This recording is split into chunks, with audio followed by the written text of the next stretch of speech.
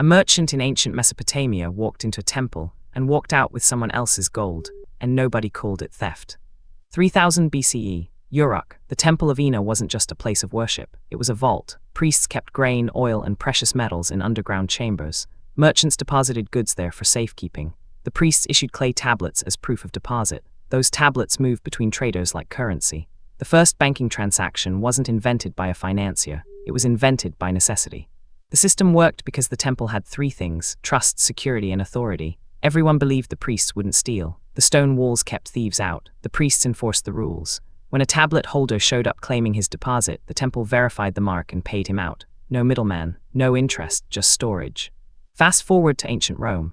The money changers, the argentarii, operated from tables in the forum. They didn't just exchange coins, they held deposits. They transferred funds between cities using letters of credit. A merchant in Alexandria could deposit money with a Roman banker and withdraw it in Londinium.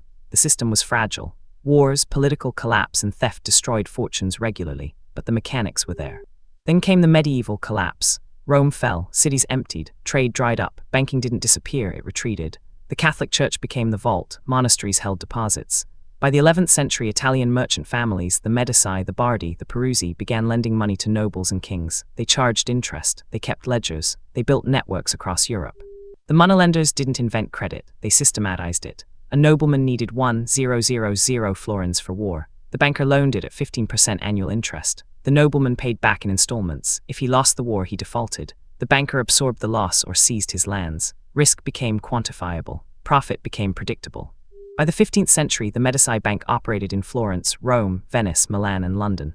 They didn't lend only to nobles. They financed trade. They underwrote commerce. They became indispensable to kings. When a bank failed, and many did, entire economies shuddered. Banking had moved from temples to tables to institutions. The deposit, the loan, the ledger. The fundamentals haven't changed.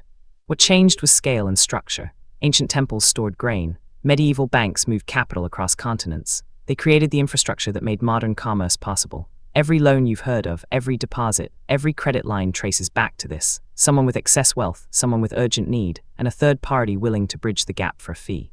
This video is for educational and informational purposes only and is not financial advice. Always do your own research. Subscribe for weekly deep dives into the financial systems that built and broke empires. There's a new origin story every week. This video is for educational and informational purposes only and is not financial advice. Always do your own research.